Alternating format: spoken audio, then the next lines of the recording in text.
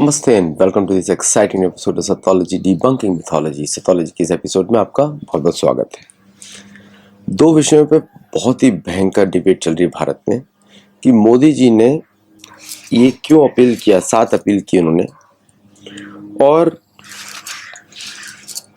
पूरा भारत में इस पर डिस्कशन चल रहा है। मैंने कल एक शो बनाया था, दूसरा है उसी सीरीज में। सिर्फ मोदी जी ने नहीं किया, ये ट्रम्प ने भी किया। ओके, मोदी जी के अनाउंसमेंट के तुरंत बाद ट्रम्प ने उसको अनाउंसमेंट किया, all federal agencies must buy American, no excuses. For decades, Washington politicians sent your tax dollars overseas and let foreign countries rip us off while our workers, factories, and supply chains were left behind. The betrayal is over. Okay? No more handing out waivers like candy. We are putting American workers, American factories, and American supply chains first. ये दोनों similar क्यों है? आप लोग बोलेंगे कि अरे वो तो सिर्फ अपना खर्चा कम करने के लिए बात कर रहे हैं कि बाहर के लोगों को ऑर्डर्स नहीं दिए जाए। नहीं, ऐसा नहीं है। देखिए, ये जो क्राइसिस है होर्मुज का, अमेरिका ने क्रिएट किया है और आपको पता होगा कि ये इसलिए किया गया है कि ब्रिटेन का जो होल्ड है, इंपीरियल होल्ड, उसको ख़त्म किया जाए। नाउ ब्रिटेन के साथ भारत की और किसी भी देश की कोई अच्छी रिलेशनशिप नहीं रही है। उनके साथ फ्री ट्रेड एग्रीमेंट क्यों साइन किया गया, उसका रीजंस मैं नहीं जानता हूँ रियली, लेकिन उनको रिवॉर्ड नहीं करना चाहिए कभी भी, क्योंकि वो जब भी उनको पैसा मिलेगा वो दूसरे देशों में प्रॉब्लम क्रिएट करेंगे। अपने ही देश में आपको पता है कि ब्रिटेन ने हमेशा इजराइल को यूज़ किया है कॉन्फ्लिक्ट क्रिएट करने के लिए मिडिल ईस्ट में, नॉट यूएसए। यूएसए ने सिर्फ सपोर्ट किया है बिकॉज सक्सेसिव यूएस गवर्नमेंट्स को खिलाया गया था through massive campaigns with in US कि आप लोग इजराइल के पीछे खड़े हुए, और ब्रिटेन इजरायली लॉबी को यूज़ करके अमेरिकन को गवर्नमेंट से टैक्स पे डॉलर्स लेके युद्ध कराता था मिडिल ईस्ट में। उसको रिवॉर्ड दिया जाता था ऑयल का, तो सस्ता ऑयल यूएस को भी मिलता था, सस्ता ऑयल यूके को भी मिलता था। लेकिन दोनों के बीच में फॉल आउट जब शुरू हुआ, वो तब शुरू हुआ जब ट्रम्प ने इंडिपेंडेंट डिसीजंस लेना शुरू किया और किसी तरह कन्विंस करके इजराइल ने फोर्स किया ट्रम्प को। आपको मालूम है कैसे फोर्स किया? To attack Iran. नाउ ये कॉन्फ्लिक्ट तब तक चलेगा और चलता रहेगा धीरे धीरे, तब जब तक कि पूरा का पूरा इंपीरियल इकोनॉमी टूट नहीं जाती ईरान से। और ईरान के युद्ध की सबको मालूम था कि हॉर्मुज स्ट्रेट बंद करेगा वो, स्ट्रेटेजिक आउटपुट, उसके पास कोई और ऑप्शन नहीं बचा था। तो यूएस मिलिट्री को यूज करके उन्होंने वो बंद कराया।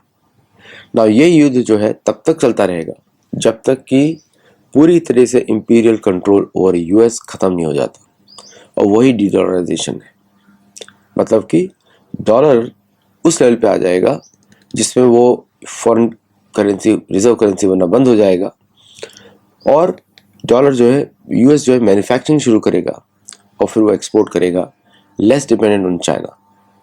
क्योंकि ये excessive use of reserve currency US का नाउ लोगों के साथ नहीं जम रहा है, क्योंकि उसका बाइंग पावर खत्म हो चुका है, क्योंकि गोल्ड के स्टैंडर्ड है नहीं उसका, और it is been recklessly printed. और पूरी दुनिया में आपको मालूम है क्या होता है उसकी वजह से। पहले यही हाल होता था ब्रिटिश करेंसी की वजह से, जब भारत ने पंजाब नेशनल बैंक क्रिएट किया लाल लाजपत राय ने, और उन्होंने एक तरीके से ब्रिटिश एम्पायर की बैक तोड़ दी भारत के अंदर, और जो जितना भी ट्रांजैक्शन था पंजाब नेशनल बैंक से शुरू हुआ, उतना ही पैसा ब्रिटेन को जाना बंद हो गया। वहाँ से ब्रिटेन की गरीबी शुरू हो गई।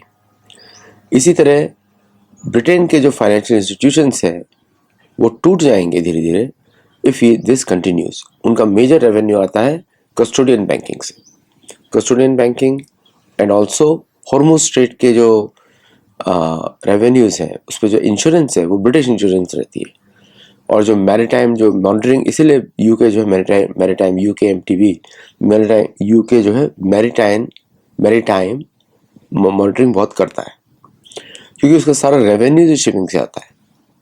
जब शिपिंग डिस्टर्ब होती है तो यूके का कंट्रोल छूटता है, और जैसे ही यूके कंट्रोल छूटता है, आपको पता है उनकी पकड़ यूएस पे या दुनिया की जो अमेरिकन फाइनेंशियल इंस्टीट्यूशंस हैं और अमेरिकन जो पॉलिटिकल लैंडस्केप उस पर पकड़ कम होती है। ये पूरा अमेरिकन प्रेसिडेंट का पुराना काम था, इसको ट्रंप एग्जीक्यूट कर रहा है। लेकिन प्रॉब्लम हो रही है दूसरे देशों को, because they are dependent on oil. तो प्राइम मिनिस्टर मोदी की अपील जो है इज वेरी इंपॉर्टेंट, और मैं इसको बिल्कुल सपोर्ट करता हूँ, बिकॉज जो भारत का जो एक्सपोर्ट्स है फर्टिलाइजर्स का, सॉरी इंपोर्ट्स है फर्टिलाइजर्स का और पेट्रोलियम का, इट इज़ टू मच, जो कि सस्टेन नहीं किया जा सकता। जब तक कि तेल सस्ता था तब तक कर सकते थे। जब तेल महंगा होता है, भारत को वर्क ऑन ऑल्टरनेटिव स्ट्रैटेजीज, या तो खुद का ऑयल रिजर्व्स इंक्रीज करे, खुद का कंजम्पशन, खुद का प्रोडक्शन इंक्रीज करे, या फिर वो अपना कंजम्पशन डिक्रीज करे। अब इमीडिएटली तो आप रोक नहीं सकते हैं, बट इससे 20 से 30% भारत को बचत होगी पर ईयर। अभी फर्स्ट ईयर है, अब ये देखिएगा ये धीरे धीरे परमानेंट हो जाएगा, बिकॉज पूरा जो तेल का जो इंडस्ट्री है वो बंद होगा और इलेक्ट्रिक व्हीकल्स का कंजम्पशन शुरू होगा, और भी बड़े सर्कल पे, बड़े स्केल पे। ऑल्टरनेटिव फ्यूल्स की भी बात होगी धीरे धीरे, which will be very important to understand कि फॉसिल फ्यूल बेस्ड इकोनॉमीज जो है ज़्यादा लंबे समय तक सस्टेन नहीं कर सकती, बिकॉज उसके थ्रू वॉर्स होते रहेंगे, क्योंकि वो सारा शिपिंग का मामला होता है। और शिपिंग के मामले में आपको मालूम ही है कि अमेरिका और यूके दोनों के दोनों एक इंश्योरेंस प्रोवाइड करता है, मर्चेंट नेवी को कंट्रोल करता है, मर्चेंट शिप्स को कंट्रोल करता है, और दूसरा नेवल शिप्स के थ्रू उसके पावर है पूरी तरफ से मैनेज करने की। Now when these two people, थोड़ा इनके बीच में कॉन्फ्लिक्ट होता है, तो they can disturb the entire trade. और अगर दुनिया इनके एक के इंश्योरेंस पे डिपेंड करे और दूसरे के नेवल शिप पे डिपेंड करे फॉर सिक्योरिटी, देन दुनिया के लिए बड़ा भयंकर समय है जब दोनों ही लड़ रहे हो। तो ये लड़ाई जो है चलती रहेगी, थोड़ा समय लगेगा, 3-4 साल लगेगा, सिर्फ 1 साल की बात नहीं है, 3-4 साल लगेगा, और ये बहुत बड़ा क्राइसिस है भारत के लिए। तो यहाँ पर भारतीयों को सोचना है, ऐसा नहीं कि अमेरिका में ये रूल्स नहीं लगाए जा रहे हैं, अमेरिका में भी रूल्स लगाए जा रहे हैं। इनफैक्ट अमेरिका में most of the government offices अपने एम्प्लॉयज को बोल रही हैं कि आप घर से काम करें। अमेरिका में भी ये बोला जा रहा है, जबकि पॉपुलेशन बहुत ही कम है। बोला जा रहा है आप कंजर्व करें। फूड प्राइसेस जो है स्काई रॉकेट कर चुकी है अमेरिका में इस समय। जो लोग $10 में भोजन करते थे, आज $40 में कर रहे हैं या $50 में कर रहे हैं। तो फूड प्राइसेस एकदम स्काई रॉकेट हो चुकी है। Plus pharmaceutical prices have sky rocket in America. तो अमेरिका में भी अभी आप देखेंगे मेडिकल, मेडिकेड, ये सब चला जाएगा बाहर। और ये जो रिपीटेड साइकिल्स हैं इसकी युद्ध की, तब तक चलती रहेंगी जब तक कि पूरा का पूरा तेल का इकोनॉमी मिडिल ईस्ट से सॉल्व नहीं होता, और अमेरिका करने नहीं देगा, क्योंकि उसको अपने प्रतिद्वंदी ब्रिटेन को आंसर करना है। दुनिया के लिए अच्छा है, क्योंकि लॉन्ग टर्म वॉर्स बंद हो जाएंगे इसके चक्कर में, लेकिन शॉर्ट टर्म में वॉर्स इंक्रीज होने वाले हैं। नेक्स्ट 4 से 5 साल तक कम नहीं होने वाले। दुनिया में युद्ध इंक्रीज होने वाले हैं, कम नहीं होने वाले। जो बात कर रहे थे लोग कि भारत के पास 6 हफ्ते का तेल है, 7 हफ्ते का तेल है, उसकी स्ट्रेटेजिक रिजर्व तो भारत मेंटेन करता ही है, लेकिन ये इंक्रीज होगा, डिक्रीज नहीं होगा। Just wait and watch. Decrease नहीं होगा, इंक्रीज होगा, बिकॉज अब भारत को पता लग गया है कि अगर उसको लंबे समय तक सस्टेन करना इकोनॉमी को, they have to increase it beyond, और increase capacity maybe half of Chinese are the biggest holders. उनके पास बहुत बड़ा रिजर्व कैपेसिटी है, और किसी को पता नहीं है कि क्या उसको भी बर्बाद करने की कोशिश की जाए। यू नो, मुझे मेरे I am just feeling on the, क्योंकि स्ट्रेटेजी तो यही बोलती है कि उसको भी बर्बाद करो, ताकि Chinese are not able to sit quietly on this much oil. Chinese के साथ एक एडवांटेज है कि उन्होंने पॉपुलेशन को काफी कंट्रोल करके रखा हुआ है, so they can impose controls much stronger than any other country. तो वी चैट के थ्रू, सबके through they can do area fencing, lot of things they can do which others cannot do डू। तो we need to see कि अभी क्या होता है चाइना के साथ। बट अमेरिका चाइना से लड़ेगा, ये आपको निकाल देना चाहिए दिमाग से, बिकॉज अमेरिकन इकोनॉमी अगले 5 साल से 10 साल तक कभी भी चाइनीज डिपेंडेंस पे बाहर नहीं जा सकती। आप देख सकते हैं 90% ऑफ कंज्यूमेबल आइटम्स, इलेक्ट्रॉनिक्स या पाइप्स या basic things like this, electrical equipment, वो सब चाइना से ही अमेरिका में आते हैं। तो जब प्रेसिडेंट ट्रम्प ऐसा बोल रहे हैं बाय अमेरिकन, मतलब कि वो 5 से 10 साल का मॉरेटोरियम लगा रहे हैं। तो देखिए, बाहर की जो ट्रेड है उससे भारत पे बहुत फर्क पड़ता है। मैंने स्टॉक मार्केट भी देखा, भारत से बहुत सारा पैसा वाइप आउट हुआ। ये आर्टिफिशियल मनी वाइप आउट हुआ है, ये वो रियल मनी नहीं है, आर्टिफिशियल मनी है जो वाइप आउट हुआ है। क्योंकि जो मनी जो वाइप आउट हुआ है वो एक्सेसिव, अब रियल मार्केट वैल्यूएशन आने वाली है। ये दिखाता है कि अमेरिका का क्राइसिस और बड़ा होने वाला है, रियल एस्टेट में स्पेशली, क्योंकि इसका रिपल इफेक्ट अमेरिका पर आने वाला है। मलाका स्ट्रेट को अमेरिका अभी तक इसलिए टच नहीं किया है, उसे कोशिश करेगा वो उसको कंट्रोल करने की, क्योंकि उससे पूरा चाइनीज इंपोर्ट्स उसकी तरफ आ रहा है। चाइना का most of the imports to America do not come from the other side of things. वो पूरा इंपोर्ट अमेरिका का वो आता है मलाका स्ट्रेट से आता है। आप लोग सोचेंगे कि वो पैसिफिक ओशन से भी भेज सकता है, नहीं भेज सकता। ओके, क्योंकि जो नक्शा आप देखते हैं वो एक्चुअल नक्शा नहीं है। आपको ग्लीसन मैप स्टडी करना पड़ेगा कि why Chinese imports have to depend on Malacca strait. Malacca strait पे उनकी लाइफलाइन है। आर्कटिक राउट्स अभी तक पूरी तरह से खुले नहीं हैं, वहाँ से भी चाइना भेजता है, but it is longer to America. तो जो most of the Chinese goods हैं या तो केप ऑफ गुड होप से जाते हैं साउथ ऑफ अफ्रीका, या फिर वो आप जाते हैं केप ऑफ गुड हॉर्न जो कि इथियोपिया साइड से है, which is Suez canal. Otherwise कहीं और से मेडिटेरेनियन के थ्रू वो वापस उधर जाते हैं, because this is the right path to go, there is no other way, Chinese can not go any other way. तो इसलिए for China Suez canal is very important, Malacca strait is very important, और दोनों पे उसके दुश्मनों का control है। जैसे एक तरफ भारत का कंट्रोल है और दूसरी तरफ अमेरिका का कंट्रोल है, यूरोप का कंट्रोल है।